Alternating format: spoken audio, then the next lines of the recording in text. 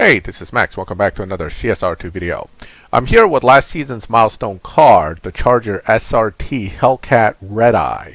If you got this milestone, you might be thinking about building it for whether it's live or other purposes.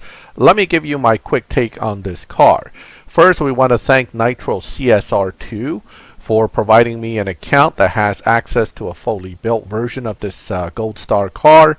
And let's dive right in and talk about this car. First thing you'll probably notice is that the car is a low performance point high evo car. This makes it a very viable live racer.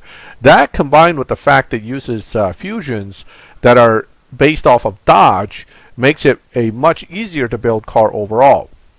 I am leveraging stage 6 tire here for this build. However, you can do without it and it'll lose a little bit of evo, but it won't be too bad. Any low performance setup like this will allow you to basically run the car pretty hard and still have lobby advantage. You do not need to even install any parts from intake, turbo, or engine or body, and you can do what they call a TNT build with this car and it will run very well just off of that. These kind of cars make for great live racers in the slower lobbies, and this car is relatively easy to tune. All you have to do is put it to basically max evo with the tune and then just figure out where to use nitrous after you launch it.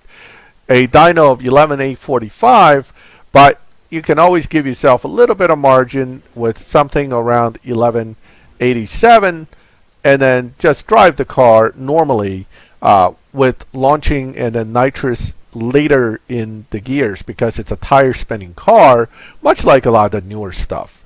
Now, this car is also about a 9 point something car at stage 5 only, making it somewhat viable as a long-term use car. So here I'm using nitrous in 5th. Now, you could probably use nitrous even later or earlier. You have to play with it, but again, the car will beat dyno by some. Once I get the feel of the drive down, I may be able to get it to beat dyno by more, but generally speaking, it's a easy car to drive, easy to launch, very little upgrades to get a decent live racer out of it. So for newer players who just acquired this as one of their first milestone cars, I would recommend that you definitely look into building it because it's worth the effort. So here we go. Let's try with a little different shift pattern.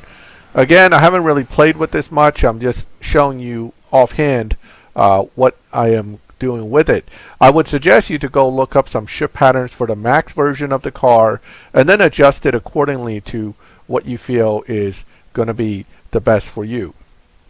Now, the car can also and is likely also to be used ultimately in some type of showdown if you're into that. Fully maxed, this is not the quickest thing in the world, but again, it's still relatively easy to drive. So there's always the possibility that you can put it fully maxed with Dodge Fusions and use it in the showdown where it's likely to be the apex car, if not definitely the apex car. So fully maxed, the tune is already built in here. I'm going to show you the tune, and then that would be down to the shift pattern at that point to make sure that you have the proper shift pattern and be able to actually drive the car properly for the showdown. I suggest you to look up Zukart's channel for shift patterns, as I am not really much of a shift pattern guy. But here's the actual tune for fully max. Let's do a test run.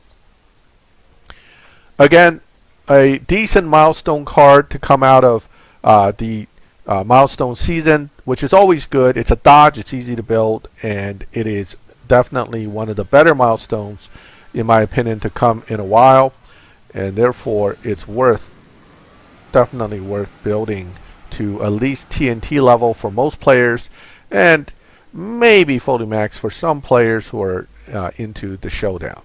So that's essentially again, it's not that quick, it's okay. But fully maxed, it's not really super special, but if it is used in a showdown, it's up to you if you want to max it. The good news again is this car does not require much effort to build to be viable in live.